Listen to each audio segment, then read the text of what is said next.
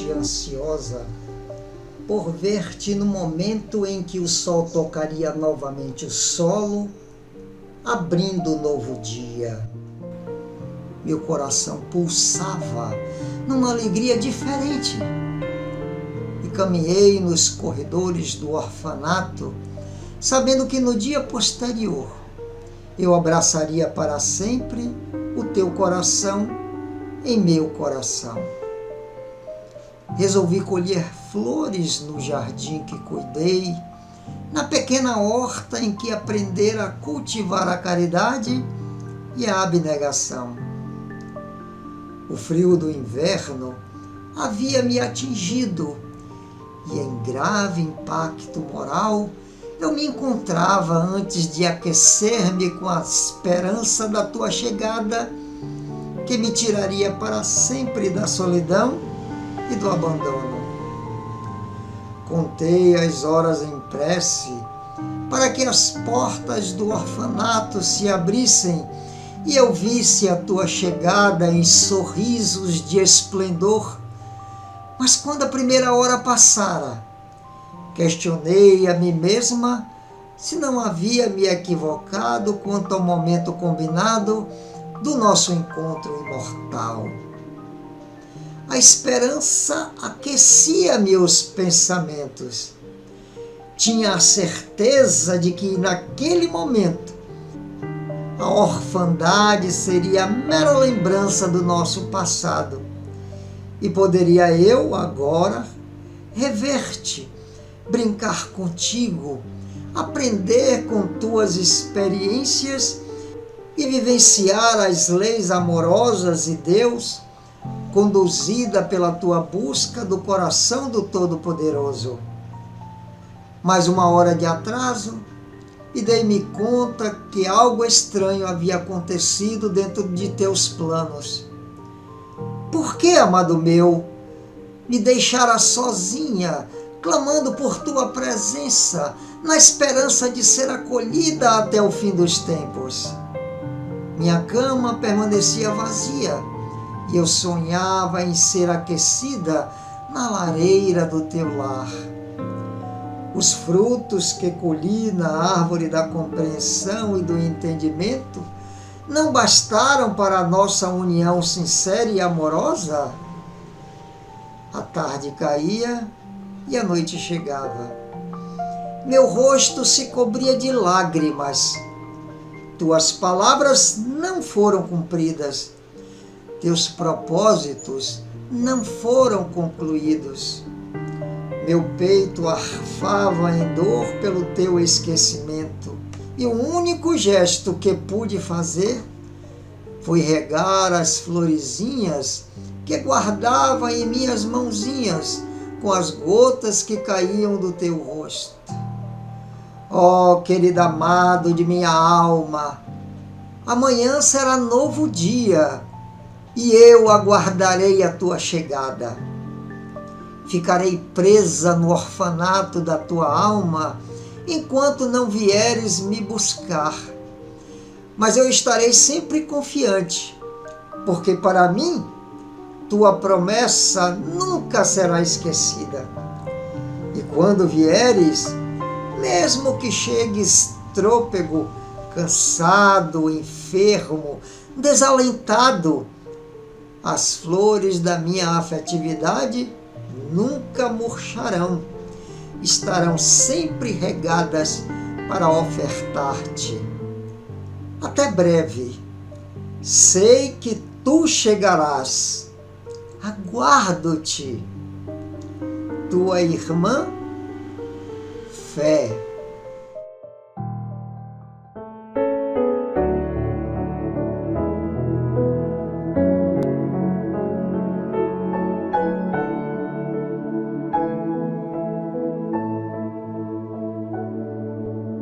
Olho em tudo e sempre encontro a ti. Estás no céu, na terra onde for.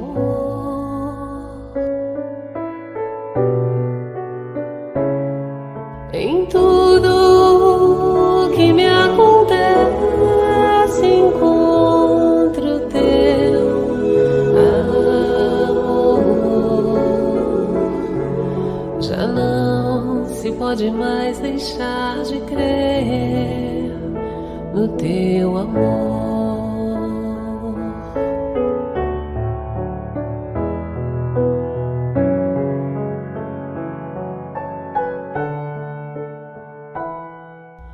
Olho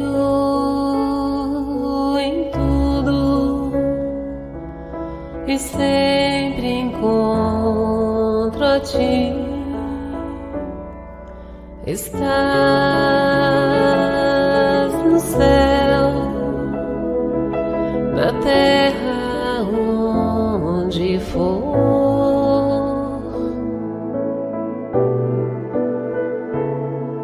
Em tudo que me acontece, encontro teu amor. Já não se pode mais deixar de crer no teu amor. É impossível não crer em ti. É impossível não te encontrar. É impossível não fazer de ti meu ideal.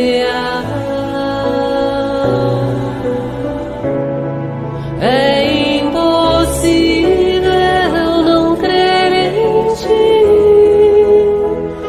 É impossível não te encontrar. É impossível não fazer de ti meu ideal.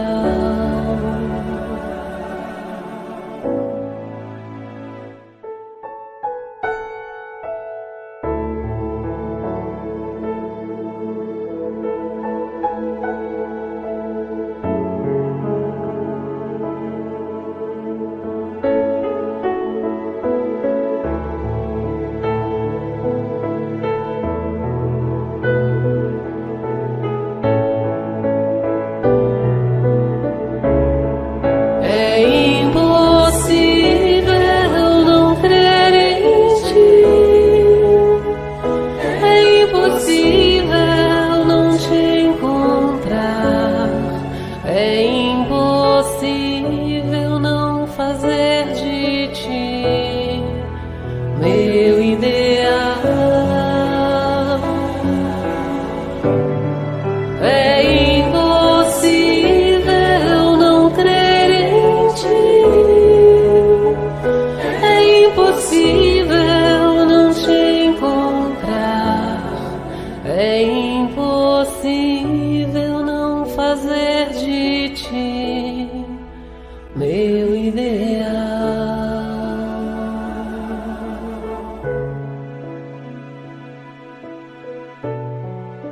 Meu ideal. Companheiros de Ideal Espírita, simpatizantes, todos caros internautas, hoje concluímos a série de programas relativos ao Sermão da Montanha. Que esta manhã seja envolvida de vibrações espirituais e que aqueles que assistirem em outro horário possam também se beneficiar com a expressão magna do Sermão da Montanha. Aquela carta realmente foi surpreendente. Alguns dizem que ela significa o divisor de águas na história psíquico-social da humanidade. É verdade que identificaram Jesus como um divisor da história, antes e depois dele. Mas parece-me que é importante ressaltar que esta carta magna significa uma mudança profunda no paradigma da compreensão humana sobre o outro, sobre a vida, sobre as relações de um modo geral. Os seus ditos, que são verdadeiros contraditos ao que existia na época, são muito significativos.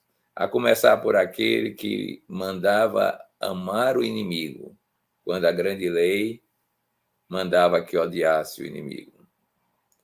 Quando ele dizia que buscasse o reino dos céus e deixasse a terra como uma espécie de referência de pouca relevância, dada a sua impermanência em termos de vida física, vida corporal. Quando ele mencionava que era preciso aprender a deixar os mortos enterrar os seus próprios mortos e seguir com ele para a vida eterna. Quando ele mandava que as pessoas pudessem desapegar-se da melhor forma possível dos bens materiais, deixando essa onda de acúmulo de riquezas, de celeiros, porque simplesmente, a qualquer momento, a vida poderia se interromper. Em outras palavras, ele não trazia o trivial, o cotidiano, sobre a forma de respostas idênticas a que o passado havia dado na história da humanidade. Era algo novo, diferenciado e que nós entendemos ser aquilo que nos projeta para o nosso futuro, o nosso vir a ser evolutivo. Eu imagino, então, aquela multidão que se aglomerou fronteiriço ao mar e próxima à montanha para escutá-lo. Que emoções foram provocadas? Que alterações psíquicas aconteceram?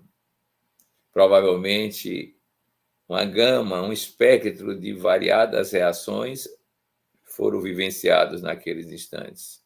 Havia o que esperavam a presença de um comandante em chefe para uma revolução, daquelas tradicionais, sanguinolentas, para derrubar o Império Romano. Outros provavelmente estavam pensando em como se associar a ele para experienciar um novo tipo de mando, de poder, mas de qualquer forma ligado às intempéries do cotidiano. Outros ainda se sentiam acolhidos, amparados, porque eram sofredores, eram aqueles que não tinham vez na comunidade existente à época, eram subalternos, eram párias de alguma sorte, e ali encontraram uma palavra que era consolação, que era resignação e que era também transcendência à problemática que se vivenciava no cotidiano. Ora, tudo isso fazia com que ele fosse uma espécie de grande atrator. E poderíamos dizer que aqueles que não puderam se aproximar, não puderam amá-lo, quiseram destruí-lo, porque ele era chocante para os seus interesses, para as suas vivências, para a sua maneira de enxergar o mundo. Ele era, ao mesmo tempo, o absurdo para alguns e a graça para outros. Ele, portanto, é aquele que divide os homens e a história. Ele próprio vinha dizer, não vim trazer a paz como normalmente se conhece, porque as pessoas o receberiam de formas completamente diferentes, em consonância com seus parâmetros evolutivos, sua visão de mundo, sua experiência pessoal, de próprio sagrado. E até hoje ele continua assim, criando polêmicas entre aqueles que tendem a entender os seus ensinos através da exegese, gerando inquietações e aqueles que querem ir além, mas temem as mudanças, e atraindo com vigor e entusiasmo aqueles outros que se sentem ligados a esse projeto existencial evolutivo, que é a transformação. A era do amor, a era da plenitude, a era da alegria de viver, a era das relações humanas, relações interpessoais centradas na amizade, naquilo que é o sentimento de irmandade plenamente vivido. Tudo isso é sonhado. A era em que ninguém passará fome, ninguém terá mais sede, porque compreendendo o reino de Deus na sua experiência cotidiana, gerará os recursos naturais para uma vida digna, uma vida nobre, uma vida capaz de se deleitar também com buscas espirituais. Esse Jesus. E essa Magna Carta espera que você reflita e pense qual o seu papel na história, na vida familiar, na vida intrapsíquica. Boa reflexão.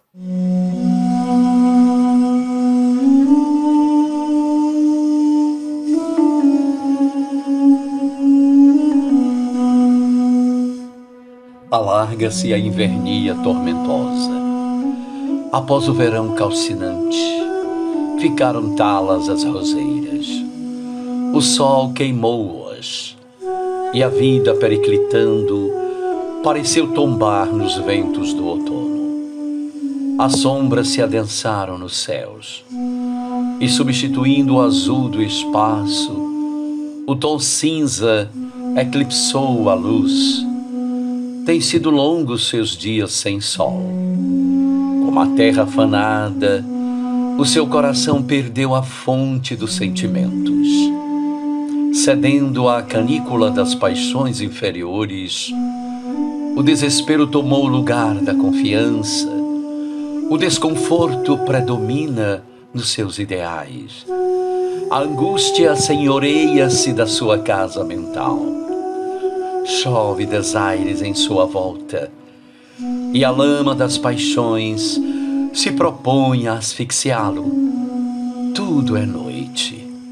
Sombras densas, rasgados pelos relâmpagos ligeiros, que trovões aplaudem de longe, predominam.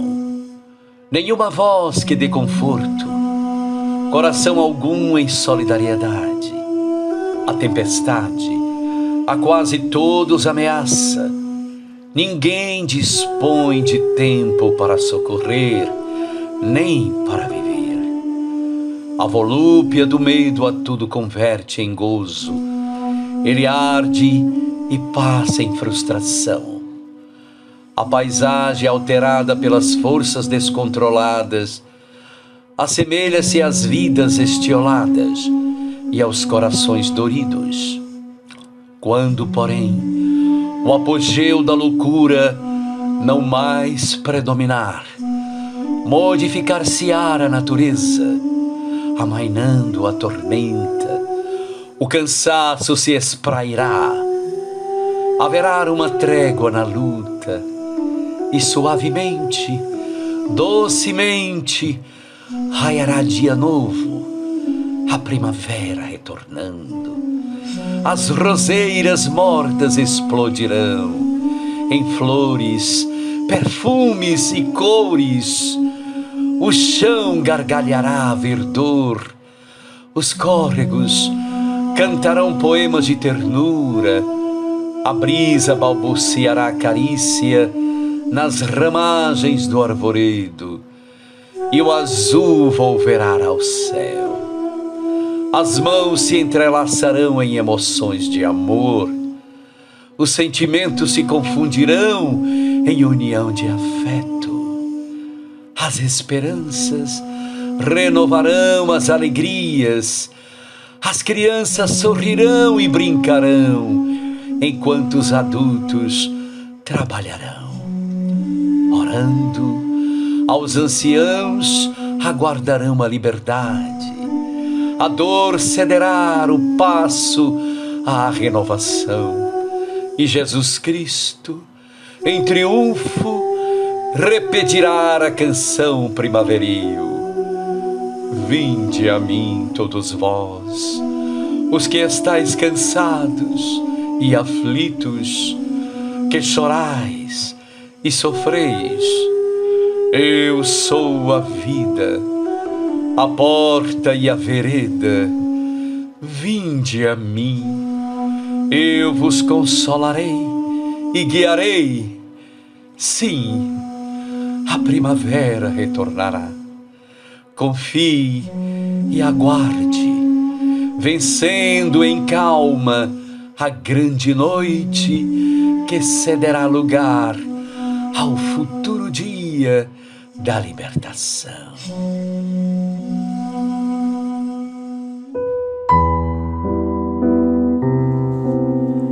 Por isso vos digo, não vos preocupeis com a vossa vida, com o que haveis de comer ou beber, nem com o vosso corpo, quanto o que haveis de vestir. Não é a vida mais do que o alimento e o corpo mais do que as vestes? Olhai as aves do céu.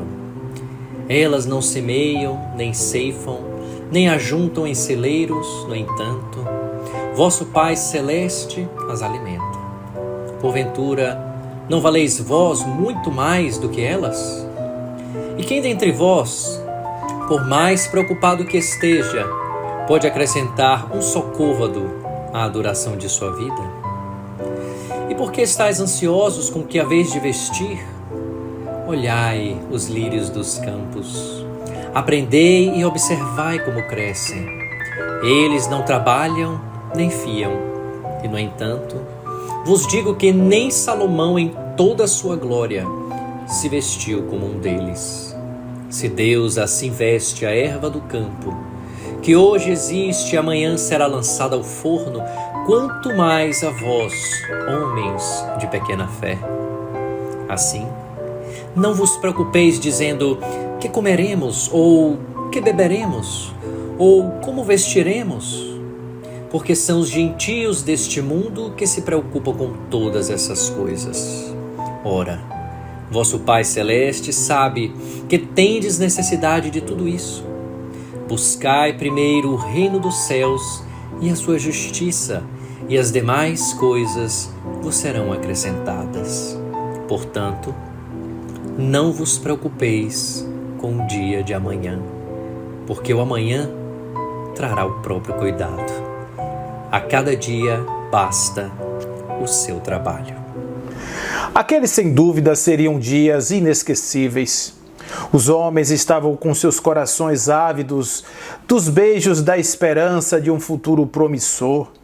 As pessoas caminhavam, olhavam-se umas para as outras, como que buscando respostas às suas indagações mais íntimas. A situação era por demais tormentosa, conflitos de toda parte, pressões sociais imensas, necessidades, exulcerações expostas em praças públicas.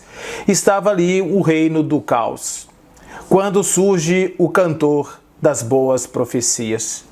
Ele havia sido anunciado há muitos e muitos séculos pelos profetas, e agora, de um casebre humilde da pequena cidade de Nazaré, um jovem começa então a trazer essa esperança. Andava pelas ruas, seguido de muitos aqueles que alguns não entendiam as suas palavras, mas compreendiam muito bem as suas intenções.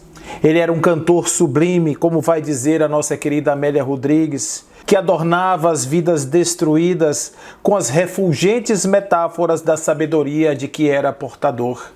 E assim, a partir de um determinado instante que ele encontrou o ambiente propício para falar as coisas que trouxeram em seu coração, ele começou então a sua grande melodia de amor e de futuro grandioso para a humanidade. E ele dizia assim: eis que o semeador saiu a semear.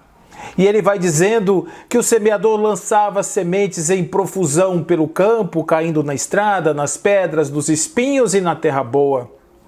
E somente na terra boa haveria de produzir de 30, de 60, de 100 para 1.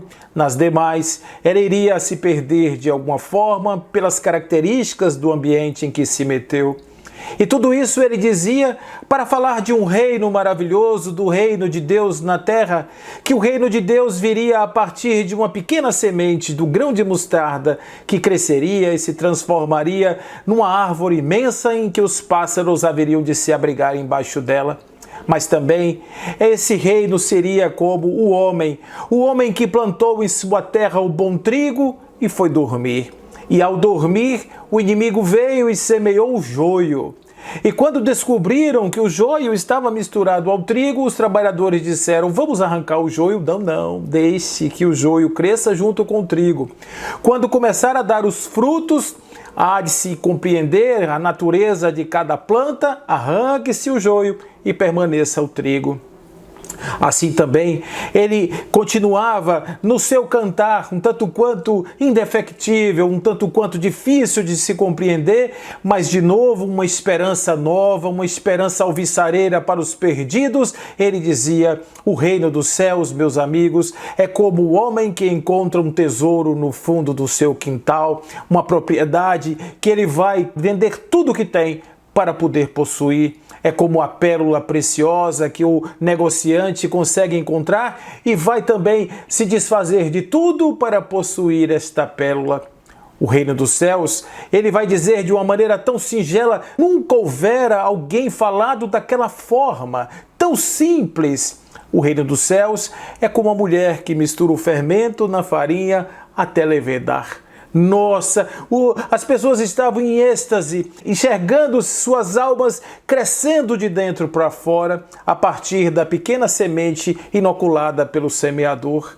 Mas o reino dos céus também era como um homem que lançava a rede no mar e pegava todos os peixes, e esses peixes vinham sendo colocados nos cestos, os bons, os que não prestavam, devolvidos ao mar.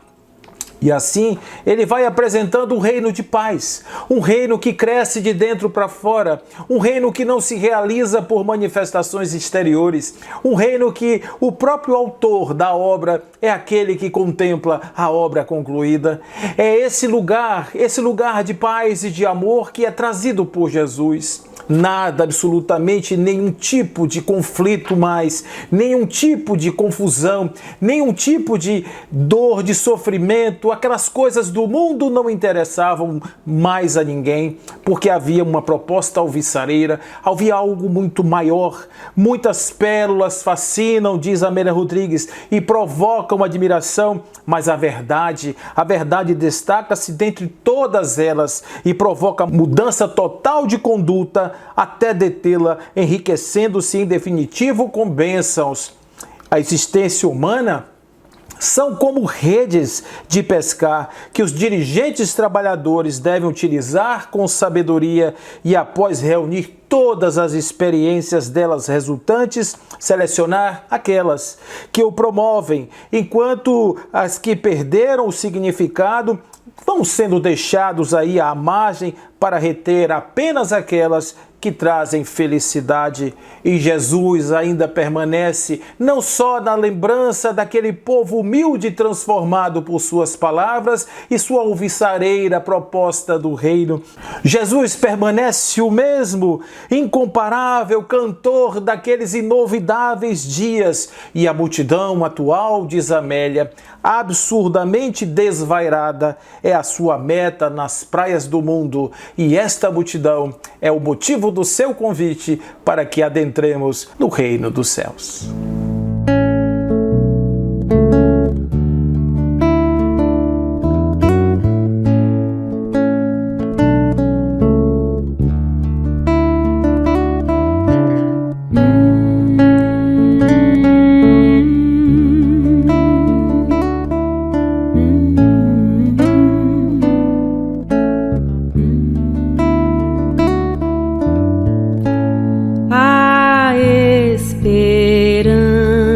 Tece a linha do horizonte, traz tanta paz, em reluzente doce olhar que nos conforta quando o mar não é tão manso, quando o que resta é só o frio sem luar e nasce leve devagar em uma canção de ninar que nos acolhe pra dizer: o amor jamais deixou você.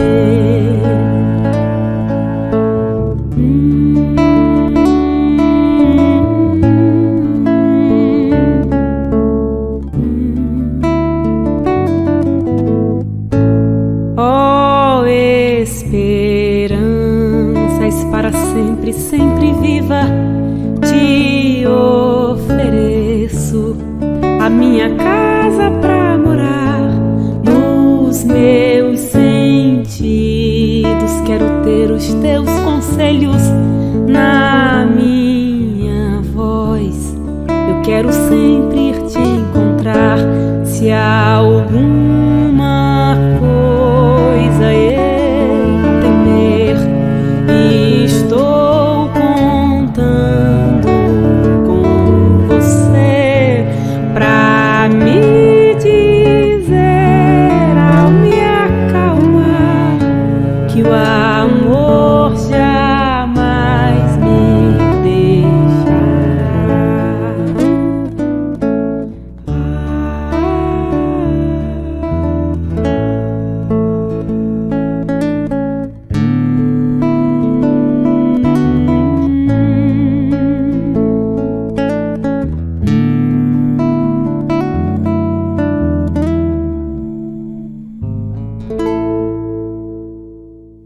E a Carta Magna prossegue nos seus últimos manifestos.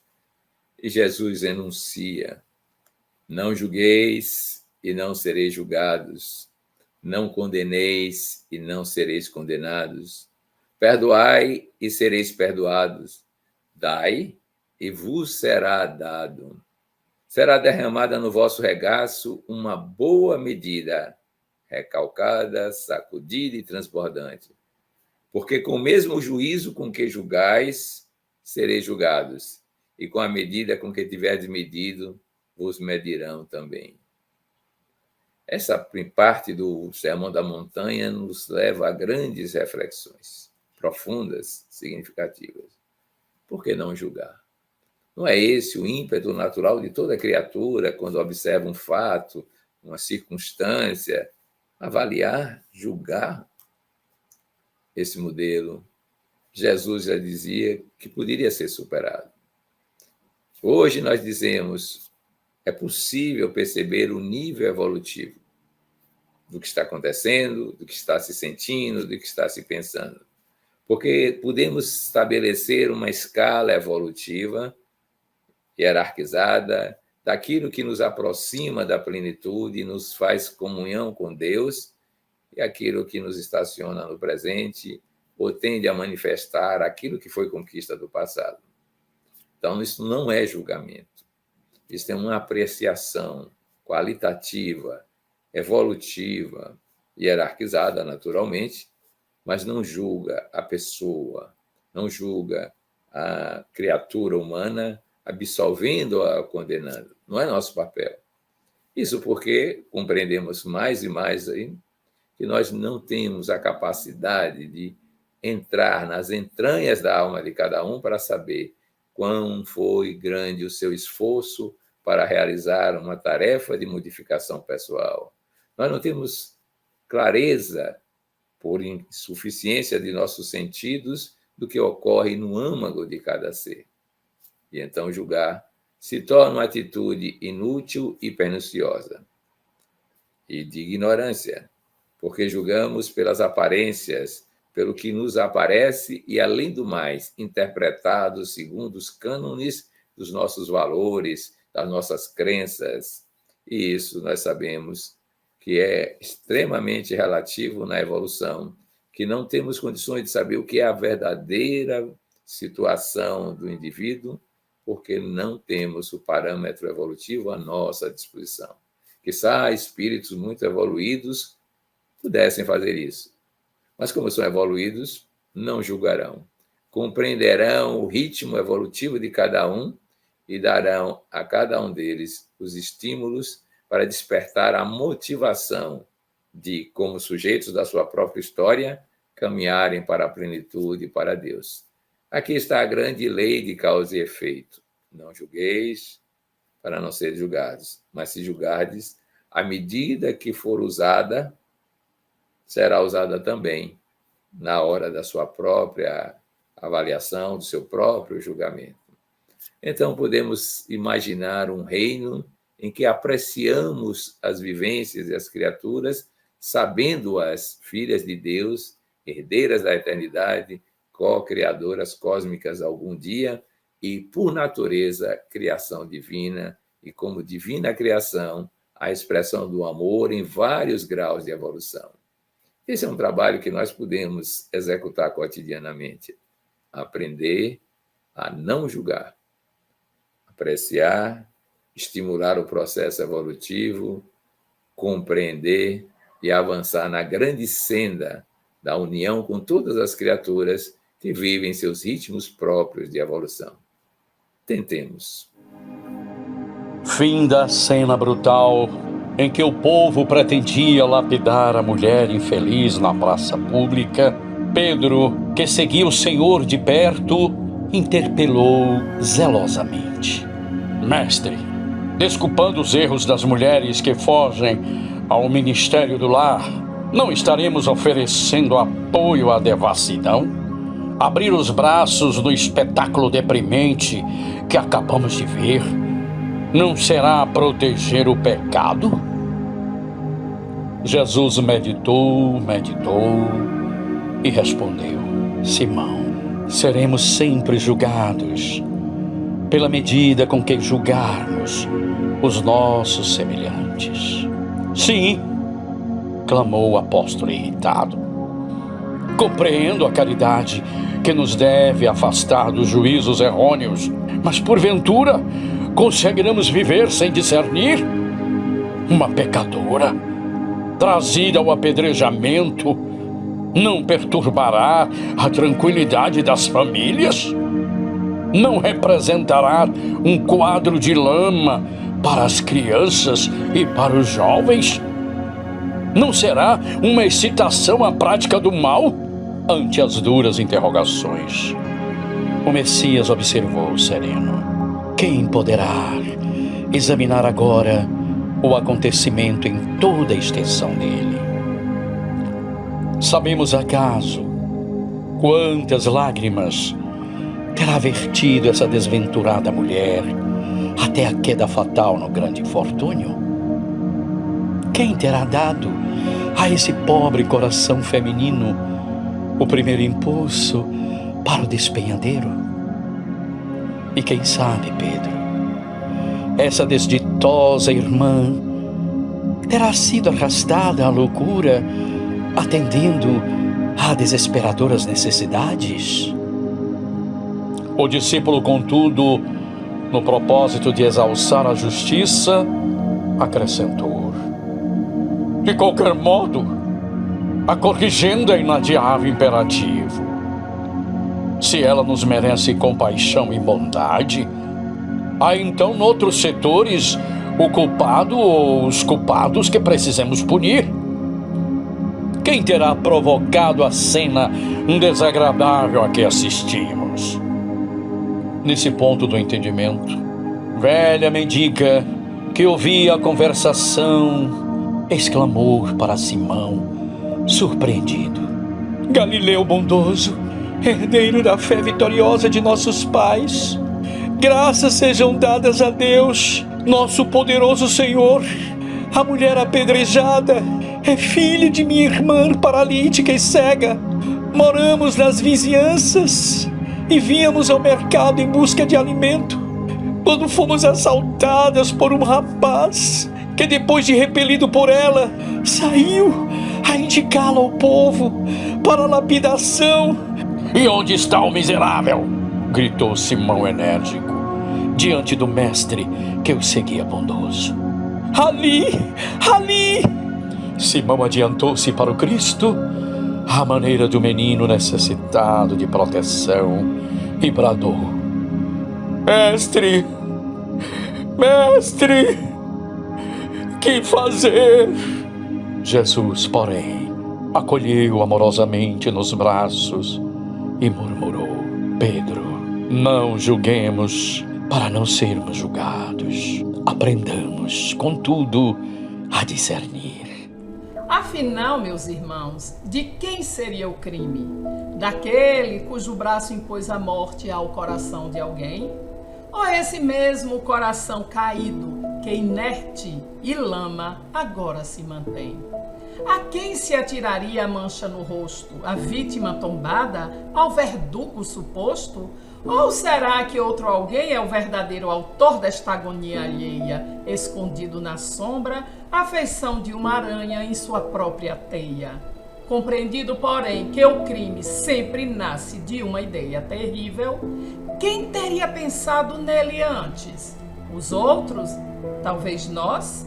Quem lhe daria a forma de começo na roupagem de alguma frase louca? O inimigo, o vizinho, o companheiro, ou nós mesmos com a nossa própria boca? De permeio à incerteza e à insegurança, sem que saiba ao certo onde a culpa é nascida, transformamos o amor numa fonte perene, que se dissipe na terra as angústias da vida. E se alguém surgir em falta, recordemos Jesus, onde a censura medra. Aquele que estiver sem sombra de pecado, lance a primeira pedra. Nem todo aquele que diz Senhor, Senhor entrará no reino dos céus, mas sim aquele que faz a vontade de meu Pai que está nos céus. Por que me chamais Senhor, Senhor, e não fazeis o que vos digo? Naquele dia, muitos dirão: Senhor, Senhor, não profetizamos em Teu nome, e em Teu nome não expulsamos demônios, e em Teu nome não fizemos muitos milagres? Então lhes declararei: nunca vos conheci, apartai-vos de mim, vós que praticais a iniquidade. Todo aquele, pois, que vem a mim, ouve as minhas palavras e as pratica, eu vos mostrarei a quem é semelhante. É semelhante a um homem prudente que, ao construir sua casa, cavou bem fundo e lançou os alicerces sobre a rocha. E caiu a chuva, transbordaram os rios, sopraram os ventos, vieram as enchentes e as torrentes, que bateram com força naquela casa, e ela não caiu, nem a puderam abalar, porque estava alicerçada na rocha. Aquele, porém, que ouve as minhas palavras e não as pratica, é semelhante a um homem insensato, que edificou a sua casa sobre areia, ao rés do chão, sem alicerces. E caiu a chuva, transbordaram os rios, sopraram os ventos, vieram as enchentes e as torrentes, e bateram com força contra aquela casa, e imediatamente ela caiu. E foi grande a ruína daquela casa.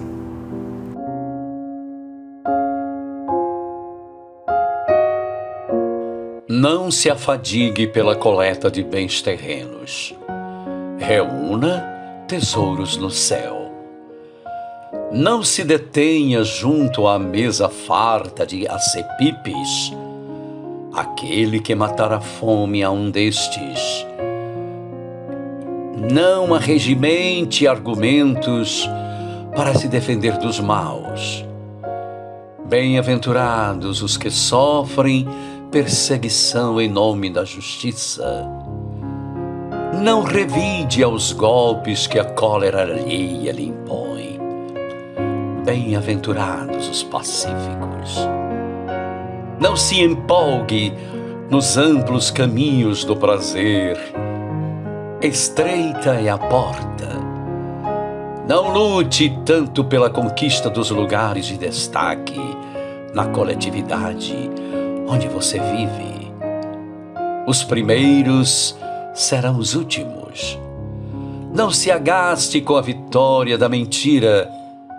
Eu sou a verdade. Não se abata ao desânimo quando as trevas campearem.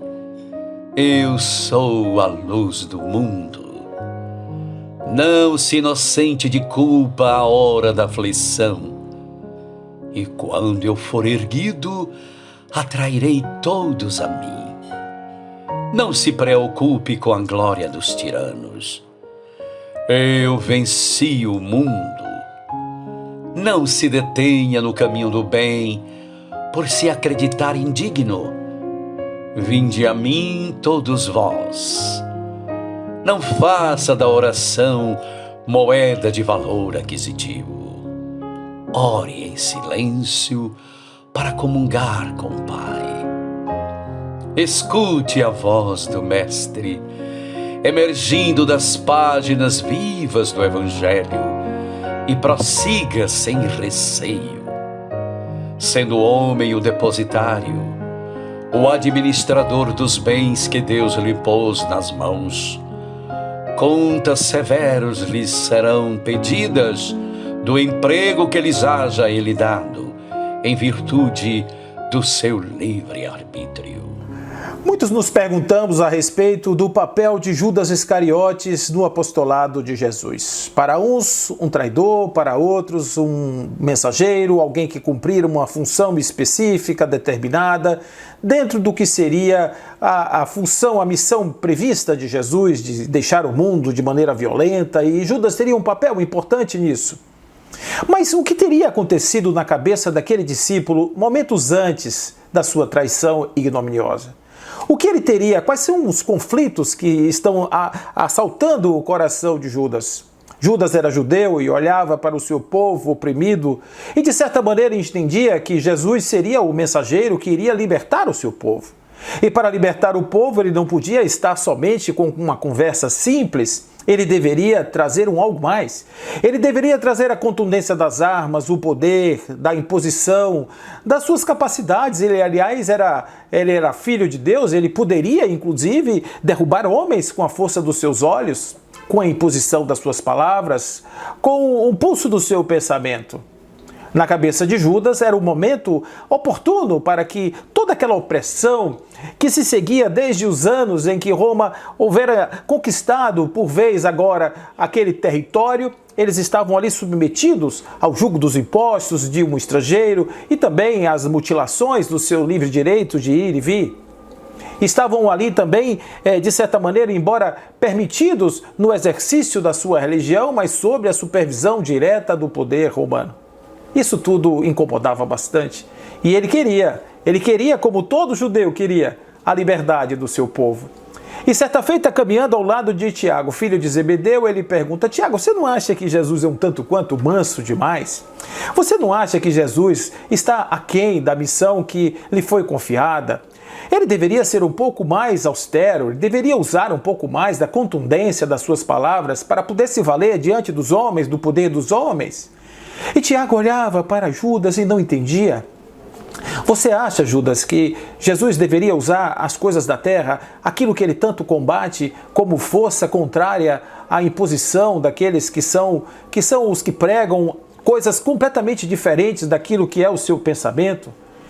E Judas, sem ainda compreender, e rindo um pouco até dessa ingenuidade de Tiago, ele dizia: não concordo com os princípios de nação e creio que o evangelho somente poderá vencer com o amparo dos prepostos de César ou das autoridades administrativas de Jerusalém que nos governam o destino.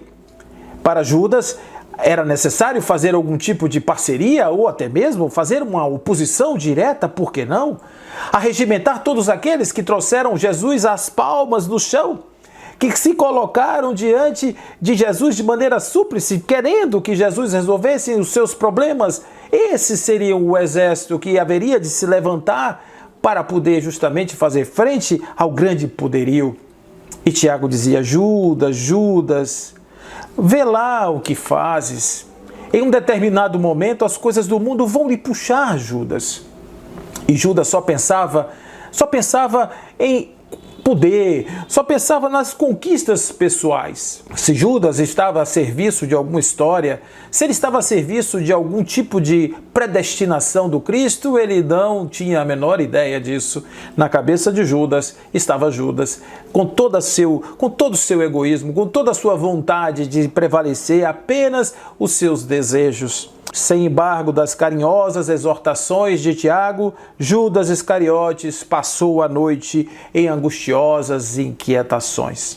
No dia seguinte, ele procura o Sinédrio e faz a sua proposta. Ele gostaria que recebesse do Sinédrio, das forças do poder local, ele gostaria de receber a imposição para que ele fosse o comandante do seu grupo e a partir daí ele impusesse a sua revolução da maneira que ele gostaria que fosse. Recebeu 30 moedas em troca dos seus favores e naquela quinta-feira à noite, Jesus, enquanto orava ali no Getsemane, ele foi aprisionado, levado àquele patíbulo imundo e crucificado à hora nona, quando encerrou a sua vilegiatura carnal entre nós.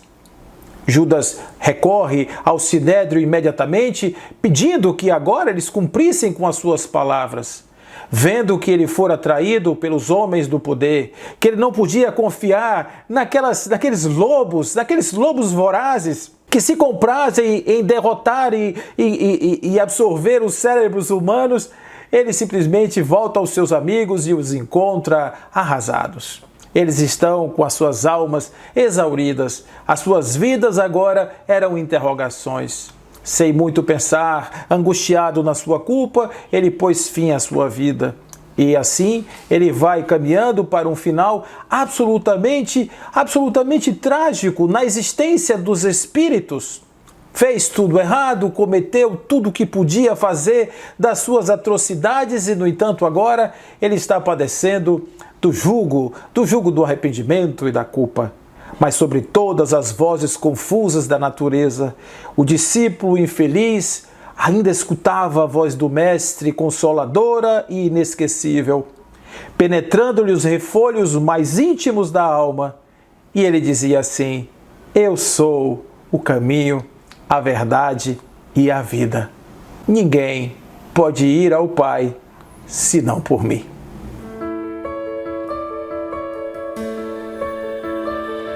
Voar além, vencer limites, veloz, veloz, e descobrir o voo maior não é voar, é estar.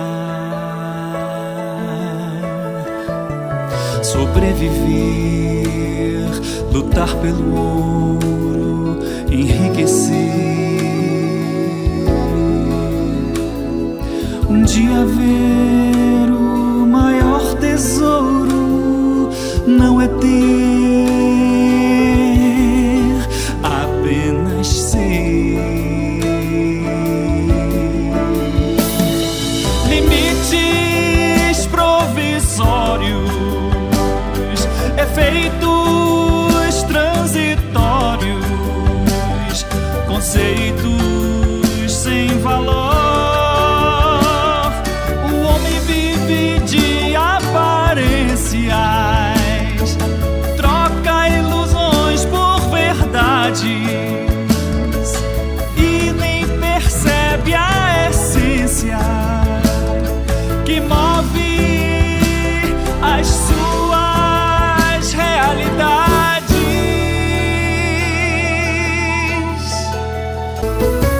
Pense no definitivo.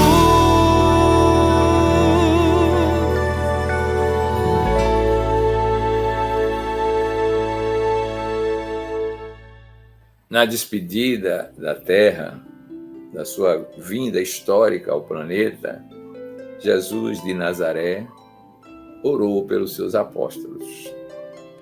Solicitou primeiro que Deus o glorificasse como ele tinha glorificado, e que ele aceitasse aquelas criaturas que o seguiam, de certa forma, e o amasse, transbordando esse amor para essas criaturas. Mas diz algumas frases que são fundamentais. Não peço que os tire do mundo, mas que os livre do mal. E que eles, conhecendo Deus através dele, pudessem seguir essa saga, essa senda, e alcançar assim a vivência plena do Evangelho. É uma oração pouco divulgada, pouco conhecida, mas muito significativa, mostrando a sintonia de Jesus com a maioria deles, os apóstolos, porque não eram deste mundo como ele não era. Nesse instante em que encerramos a série, um Sermão da Montanha, vamos também orar.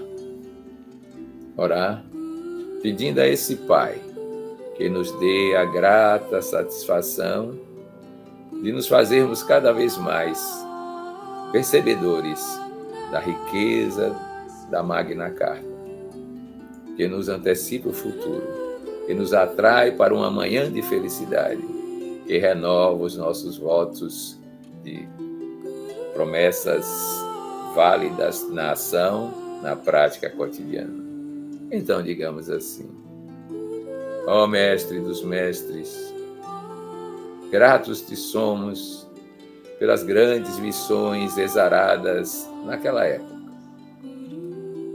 Nós pedimos a Ti que nos auxilie a estar no mundo, sem se envolver com ele, com as suas querelas, com as suas limitações, e pelo contrário, oferecendo a ele a grandeza do Teu Evangelho, de modo a que, preconizando ações no mundo desta forma, tenhamos o reino dos céus nas bandas da terra. Que sejamos fortes na dificuldade, esperançosos nos momentos de maiores inquietações, alegres assumidamente em todas as tarefas, sejam elas árduas, difíceis, sejam elas agradáveis e fáceis, uma alegria genuína que expresse a vivência da boa nova em nosso íntimo e nosso coração. Ó Mestre dos Mestres, que saibamos, com o teu auxílio e dos teus prepostos, marchar além das formas concretas que vivemos, além das circunstâncias históricas que estamos experienciando, com o coração aberto à mensagem amorosa do teu Evangelho, traduzindo-a na prática cotidiana, por inovação, por criatividade, por comunhão, convivência entre amigos, dizendo a nós próprios que somos companheiros, amigos e irmãos que vivem alegres pensando no bem e que este bem é o teu Evangelho. Abençoa-nos, pois, nessa tarefa significativa de estarmos no mundo, mas não pertencermos a ele no dia a dia. Que assim seja.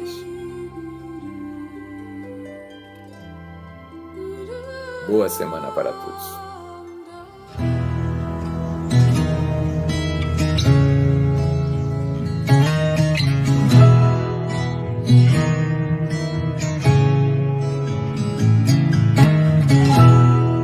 Aproveite todos os momentos que você tem. Ainda mais se tiver alegrias para compartilhar com alguém. O tempo não espera.